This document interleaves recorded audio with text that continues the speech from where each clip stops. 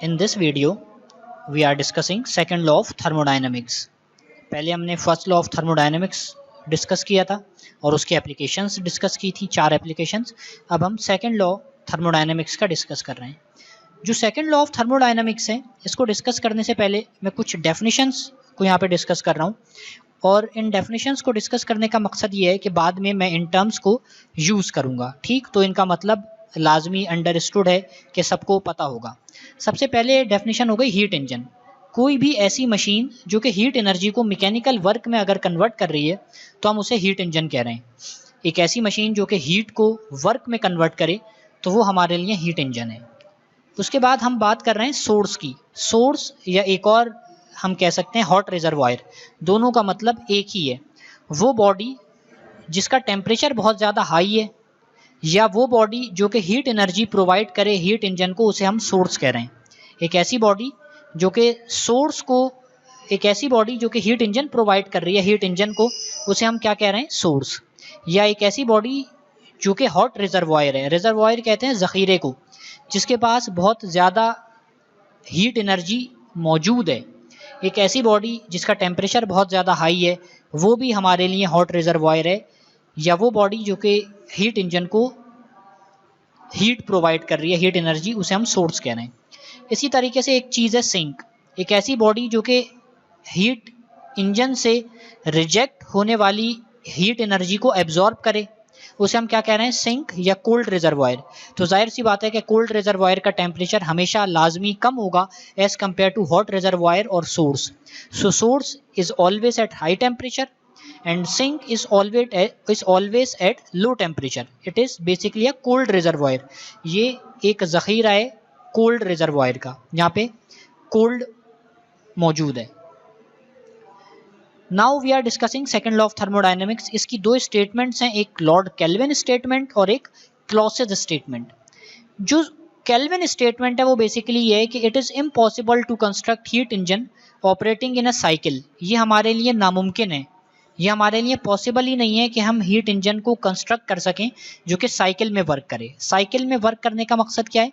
Cycle में work करने का मकसद ये कि हीट इंजन एक इनिशियल स्टेज से स्टार्ट करेगा, उसके बाद डिफरेंट प्रोसेसेस से हीट इंजन गुजरेगा।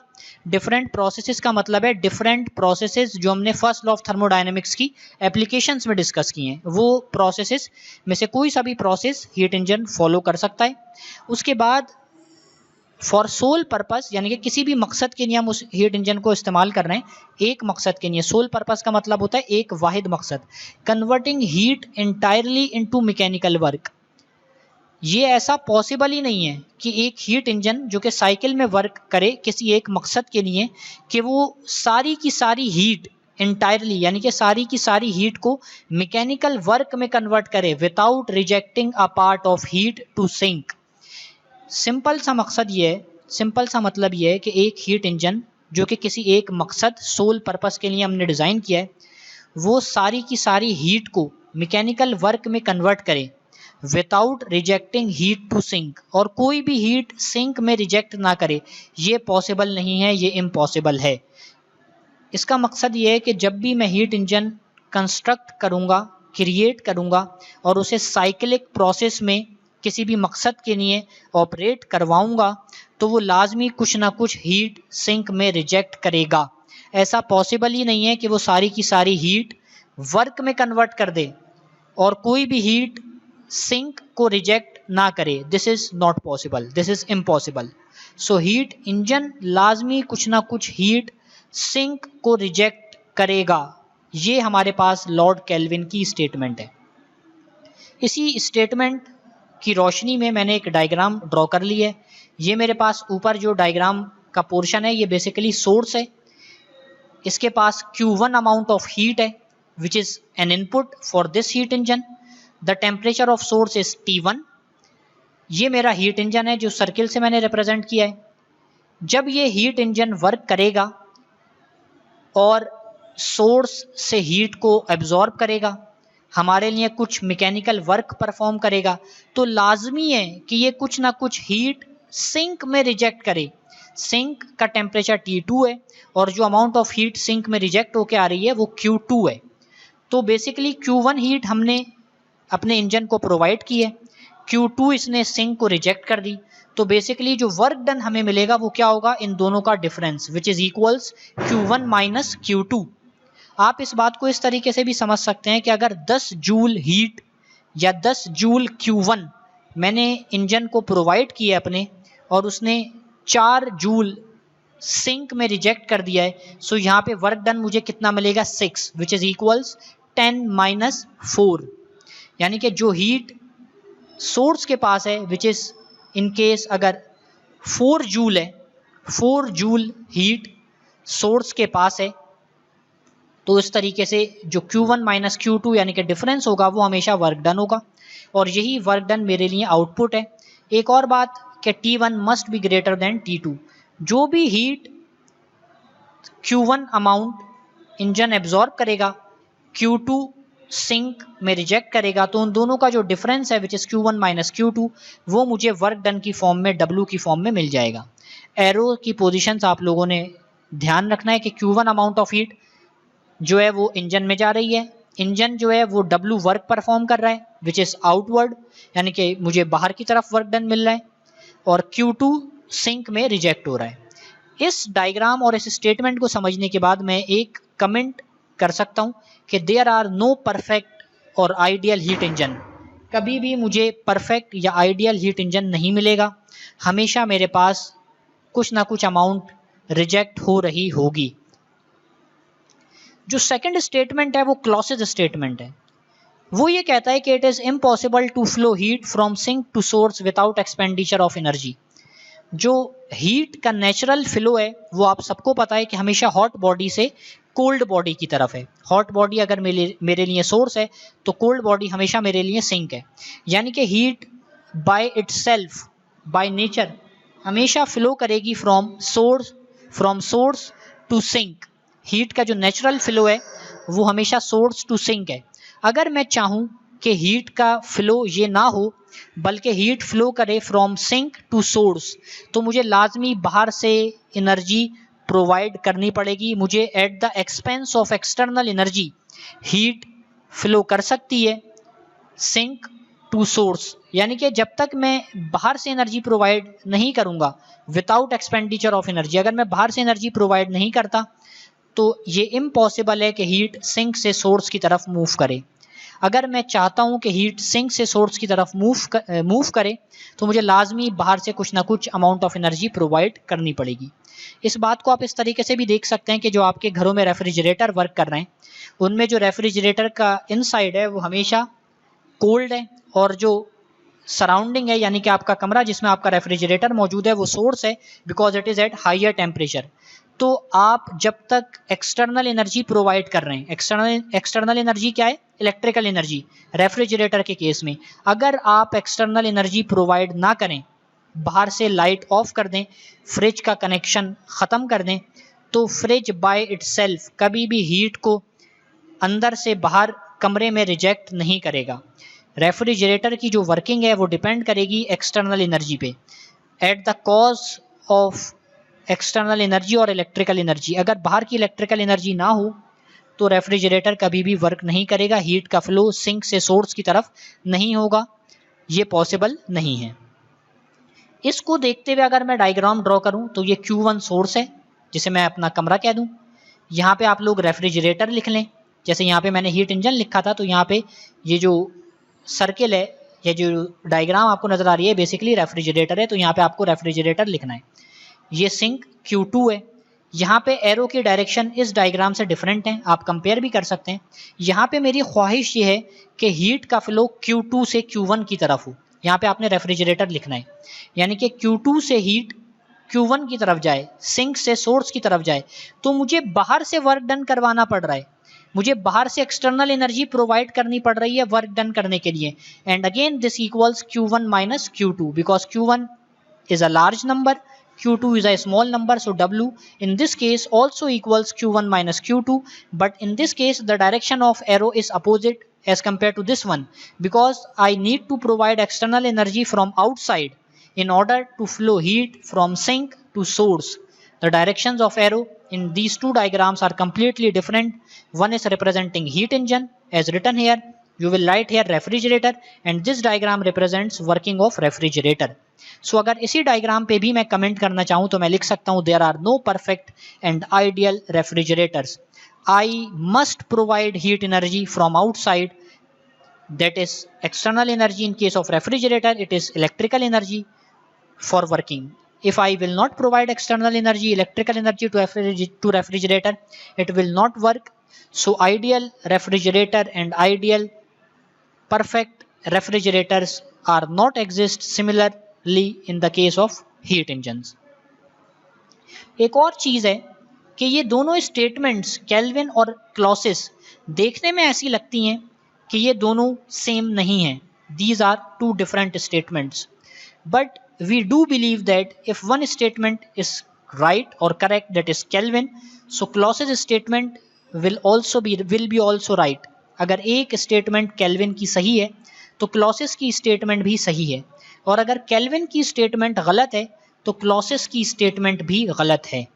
ये बात हमें प्रूफ करनी है कि both the statements are equivalent, both the statements are true. If one statement is true, अगर एक स्टेटमेंट ट्रू है तो दोनों ट्रू हैं. और दूसरे लफ्जों में मैं ये भी कह सकता हूं कि if one statement is false so both the statements are false. यानी कि अगर एक स्टेटमेंट गलत है तो दूसरी स्टेटमेंट भी गलत होगी. इसी को मुझे प्रूफ करना है कि ये दोनों स्टेटमेंट्स इक्वलेंट हैं. So initially we assume Kelvin's statement is wrong. हम स्टार्ट करेंगे अपनी बात को इस तरीके से कि केल्विन की स्टेटमेंट गलत है, एंड अगर केल्विन की स्टेटमेंट गलत है तो इसका मतलब है कि मैं आइडियल हीट इंजन ड्रॉ कर सकता हूँ.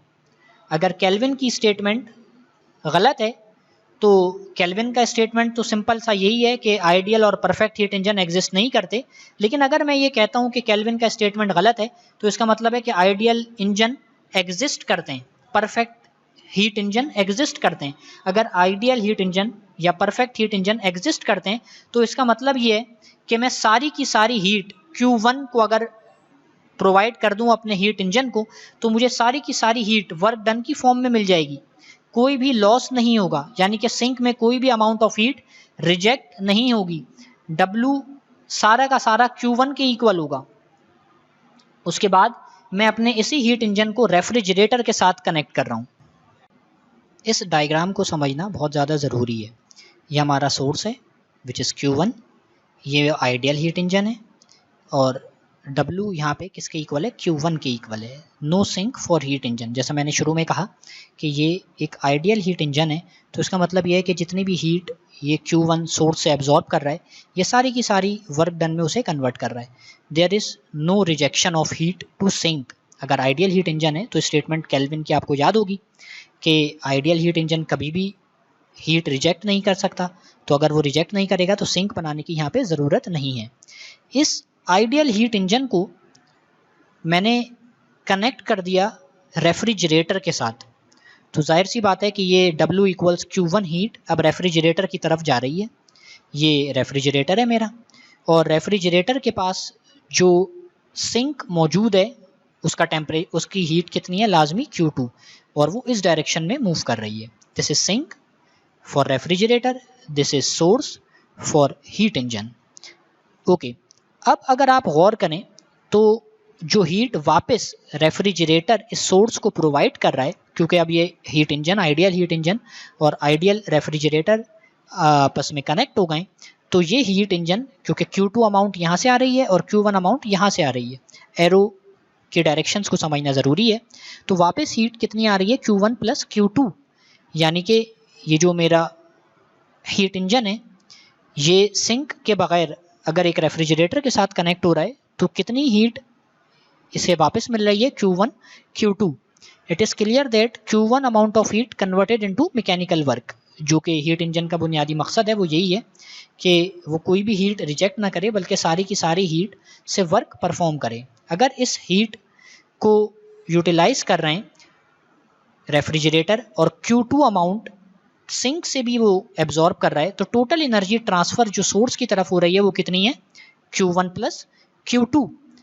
अगर अब आप गौर से क्लॉसेज स्टेटमेंट को रिकॉल करें तो आपको पता चलेगा कि क्लॉसेज स्टेटमेंट यहाँ पे गलत साबित हो रही है, because Q2 amount is transferred from source from sink to source, यानी कि जो अमाउंट ऑफ हीट इस डायग्राम के मुताबिक अब सिंक से सोर्स की तरफ ट्रांसफर हो रही है वो कितनी है, Q2, जो कि पॉसिबल ही नहीं है विदाउट एक्सपेंडिचर ऑफ एनर्जी, क्योंकि इस रेफ्रिजरेटर के साथ वो जो एक्सटर्नल वर्क डन मैं कनेक्ट करता था क्लॉसेज स्टेटमेंट में, वो मैंने कनेक्ट नहीं किया।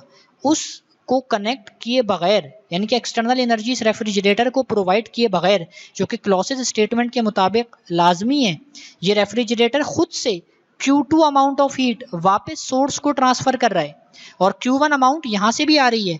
सो इसका मतलब ये है कि इस रेफ्रिजरेटर को एक्सटर्नल एनर्जी की ज़रूरत ही नहीं है। यानी कि अगर मैं एक आइडियल हीट इंजन कंसीडर कर रहा हूँ केल्विन की स्टेटमेंट को फॉल्स मानते हुए, तो ऐसा रेफ्रिजरेटर भी एग्जिस्ट नहीं करेगा जो कि विदाउट एक्सटर्नल एनर्जी के कॉस्ट पे सिंक से हीट एनर्जी को फ्लो करे सोर्स की तरफ, which is also not possible. So अगर केल्विन की स्टेटमेंट को मैं गलत अज्यूम कर लेता हूँ जैसा मैंने शुरू में किया, तो मुझे पता चलता है कि क्लॉसेस की स्टेटमेंट भी गलत है। इसका मतलब ये है कि ये दोनों स्टेटमेंट्स इक्वलेंट हैं। अगर आइडियल हीट इंजन एग्जिस्ट नहीं कर रहा जो कि सिंक में किसी हीट को रिजेक्ट करे, तो आइडियल रेफ्रिजरेटर भी एग्जिस्ट नहीं करेगा जो कि without expenditure of external energy sink से हीट को फ्लो करे सोर्स की तरफ। आप इनको ज़रा इस डायग्राम को और केल्विन और क्लॉसेस की स्टेटमेंट को ज़रा गौर से देखेंगे तो आपको अंदाज़ा होगा कि अगर एक स्टेटमेंट गलत है तो ऑटोमेटिकली दूसरी स्टेटमेंट भी गलत है। Next topic is Carnot cycle. एक साइंटिस्ट है फ्रेंच कार्नोट, उसने ये थियोरेटिकल इंजन पहली मर्तबा डेवलप किया। थियोरेटिकल कहने का मतलब ये है कि ये इंजन प्रैक्टिकली एग्जिस्ट नहीं करता, but it exist on paper. So अगर ये पेपर पे एग्जिस्ट कर रहा है तो हम इसके साथ बहुत सारी चीज़ें डिस्कस कर सकते हैं, construction, working, and in next video next slide I will discuss its derivation as well, कि कोई भी अगर मशीन है, कोई भी अगर इंजन है तो उसकी एफिशिएंसी क्या है, मैं कितना उसे इनपुट दे रहा हूँ और वो कितना मुझे आउटपुट दे रहा है, ये चीज़ें हम डिस्कस करेंगे। सो कंस्ट्रक्शन में हमने कंसिडर कर लिया कि एक हमारे पास साइलेंडर है और उसके ऊपर एक पिस्टन है। पिस्टन का बुनियादी मकसद ये है कि हम प्रेशर को इंक्रीज़ और डिक्रीज़ कर सकें। जब पिस्टन टाइट हो जाएगा तो इसका मतलब ये होगा कि अब प्रेशर चेंज नहीं हो सकता, और जब पिस्टन लूज़ है तो इसका मतलब है कि अगर गैस एक्सपेंड हो रही है, अपना वॉल्यूम इंक्रीज़ कर रही है, तो पिस्टन टाइट नहीं है, लॉक नहीं है, बल्कि पिस्टन मूव कर रहा है, और पिस्टन मूव करेगा तो गैस का प्रेशर डिक्रीज़ होगा। बॉयल्स लॉ के मुताबिक अगर वॉल्यूम इंक्रीज़ होगा तो प्रेशर डिक्रीज़ होगा। पिस्टन से हम ये अज्यूम करेंगे कि हम प्रेशर को चेंज कर सकते हैं, और प्रेशर अगर चेंज हो रहा है तो इसका मतलब है वॉल्यूम का भी चेंज वहाँ पे ऑब्जर्वेबल है बॉयल्स लॉ के मुताबिक। उसके बाद हम ये कंसिडर कर रहे हैं कि जो हमारा पिस्टन है सिलेंडर का और जो वॉल्स हैं ये परफेक्टली नॉन कंडक्टिंग है। नॉन कंडक्टिंग का मतलब ये है कि कोई भी अमाउंट ऑफ हीट ट्रांसफ़र नहीं हो सकती, ना तो वॉल्स के थ्रू और ना पिस्टन के थ्रू। ठीक, they are perfectly non conducting, और ये भी कह सकते हैं कि they are insulator. No amount of heat is allowed to transfer through walls of the cylinder and piston.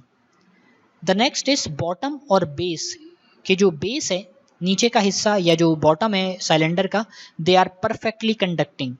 इस बात को मैं इस तरीके से भी कह सकता हूँ कि जितना भी हीट एक्सचेंज पॉसिबल है वो सिर्फ और सिर्फ बेस के थ्रू या बॉटम के थ्रू ही पॉसिबल है। ठीक, बाकी वॉल्स के थ्रू या पिस्टन के थ्रू कोई भी हीट एक्सचेंज पॉसिबल नहीं है। All the heat exchange is possible only through base of the cylinder because they are perfectly conducting. इसके अलावा एक बात ये कि अगर ये पिस्टन मूवेबल है, जैसा मैंने कहा कि प्रेशर चेंज होगा तो पिस्टन लॉक नहीं होगा, वो ऊपर मूव कर सकता है या नीचे मूव कर सकता है, या हम खुद भी इसे मूव कर सकते हैं। तो इस केस में अगर वो मूव कर भी रहा है तो हम अज्यूम कर रहे हैं कि there is no force of friction between walls and piston.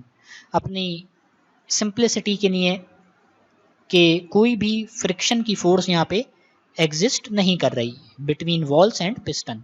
Motion तो है बट फ्रिक्शन नहीं है, क्योंकि जहाँ भी मोशन है वहाँ पे लाजमी है कि फ्रिक्शन हो, लेकिन हम आइडियली अज्यूम कर रहे हैं कि कोई भी फ्रिक्शन नहीं है। उसके अलावा इस गैस के इस आइडियल हीट इंजन कार्नोट के अंदर एक आइडियल गैस मौजूद है जो कि एक्सपेंड भी होगी, कंप्रेस भी होगी, और उससे हम हीट इंजन की एफिशिएंसी या वर्किंग कैपेबिलिटी कैलकुलेट करेंगे। अगर आप कंस्ट्रक्शन के ये जो पॉइंट्स मैंने लिखे हैं इनको अगर गौर से देखें, पढ़ें, तो आपको अंदाज़ा होगा कि ये सारे आइडियलाइजेशन के ऊपर डिपेंड कर रहे हैं। इसका मतलब है कि कार्नोट इंजन कभी भी रियलिटी में एग्जिस्ट नहीं करेगा। ये आइडियल है जिसे हम पेपर पे समझते हैं कि वो एग्जिस्ट करता है, लेकिन उसके साथ हम बहुत सारी चीज़ें डिस्कस कर रहे हैं। अब हम डिस्कस कर रहे हैं वर्किंग में सबसे पहली चीज़ ये है कि it operates in cycle. Cycle का मतलब ये है कि कोई एक इनिशियल स्टेट होगी गैस की जिस पे प्रेशर P1, वॉल्यूम V1 और टेम्परेचर T1 मैं डिफाइन करूंगा या कैलकुलेट करूंगा, और उसके बाद मैं डिफरेंट थर्मोडायनामिक प्रोसेसेस अपने हीट इंजन के लिए अप्लाई करूंगा, और डिफरेंट ही प्रोसेसेस अप्लाई करने के बाद जब मेरा हीट इंजन वापस अपनी इनिशियल स्टेट पे आ जाएगा तो मैं कहूँगा कि इट ऑपरेट्स इन साइकिल, यानी कि it starting with some initial state, उसके बाद कुछ उसने प्रोसेसेस परफॉर्म किए और वापस रिटर्न्स हो गया, कम बैक हो गया अपनी इनिशियल स्टेट पे। तो इनिशियल और फाइनल पॉइंट मेरा सेम है, but from initial point to final point there are some thermodynamic processes are happening. तो साइकिल का मतलब ये है। 4 प्रोसेसेस इसमें इन्वॉल्व हैं। सबसे पहला प्रोसेस है आइसोथर्मल एक्सपेंशन। आइसोथर्मल एक्सपेंशन का मतलब ये है कि गैस एक्सपेंड हो रही है एट कांस्टेंट टेम्परेचर, यानी कि गैस एक्सपेंड होगी but temperature remain same, volume change हो सकता है। एक्सपेंशन का मतलब है कि वॉल्यूम कैन बी चेंज्ड। अगर वॉल्यूम चेंज हो रहा है तो बॉयल्स लॉ के मुताबिक वो प्रेशर भी चेंज हो सकता है। सो एक्सपेंशन का सिंपल सा मतलब आइसोथर्मल एक्सपेंशन का ये है कि टी चेंज नहीं हो रहा, it is constant, but pressure and volume can be changed. मैंने अपने कार्नोट इंजन को, यानी कि ये जो मेरा सिलेंडर है, इसकी इनिशियल स्टेट क्या है? It has pressure P1, it has temperature T1 and it has volume V1। I placed my this Carnot engine on hot body. मैंने अपने इस कार्नोट इंजन को एक हॉट बॉडी के ऊपर प्लेस कर दिया है। जब मैं हॉट बॉडी के ऊपर प्लेस कर दूंगा तो Q1 अमाउंट ऑफ हीट यहाँ पे ट्रांसफ़र होगी, यानी कि ये हीट इंजन इस हॉट बॉडी से कुछ अमाउंट ऑफ हीट एब्जॉर्ब करेगा, जिसे मैंने क्या नाम दे दिया? Q1। अगर Q1 amount of heat transfer हो रही है हॉट बॉडी से कार्नोट इंजन की तरफ और सिस्टम एक्सपेंड होगा, जाहिर सी बात है कि जब सिस्टम एक्सपेंड होगा तो सिस्टम सबसे पहले तो बात ये कि जब Q1 amount of heat transfer होगी तो टेम्परेचर थोड़ा सा बढ़ेगा। जब टेम्परेचर थोड़ा सा बढ़ेगा तो मॉलिक्यूल्स की काइनेटिक एनर्जी बढ़ जाएगी। डेरिवेशन में ड्राइव कर चुका हूँ कि ट्रांसलेशनल काइनेटिक एनर्जी और टेम्परेचर के दरमियान रिलेशन मौजूद है। तो जब ये हीट ट्रांसफ़र होगी, हीट ट्रांसफ़र होने की वजह से मॉलिक्यूल्स की ट्रांसलेशनल काइनेटिक एनर्जी बढ़ेगी, और जब ट्रांसलेशनल काइनेटिक एनर्जी बढ़ेगी तो उनका वॉल्यूम बढ़ जाएगा, मॉलिक्यूल्स ज़्यादा एनर्जी के साथ मूव करेंगे। ठीक, तो ज़्यादा एनर्जी के साथ मूव करेंगे तो उनका सिलेंडर का वॉल्यूम V1 से चेंज होकर कितना हो गया? V2, और प्रेशर P1 से चेंज होकर कितना हो गया? P2। उसके बाद वो एनर्जी यूटिलाइज हो जाएगी और सिस्टम का टेम्परेचर कांस्टेंट हो जाएगा। नेक्स्ट टाइम फिर थोड़ी सी amount of heat energy transfer होगी, अगेन वॉल्यूम चेंज होगा और प्रेशर चेंज होगा, और उसके बाद एक टाइम आएगा कि इक्विलिब्रियम आ जाएगा, यानी कि जितना टेम्परेचर इस हीट इंजन का है उतना ही इस हॉट बॉडी का भी है। इस केस में ना तो कोई अमाउंट ऑफ हीट ट्रांसफ़र होगी और ना ही वॉल्यूम चेंज होगा और ना ही प्रेशर।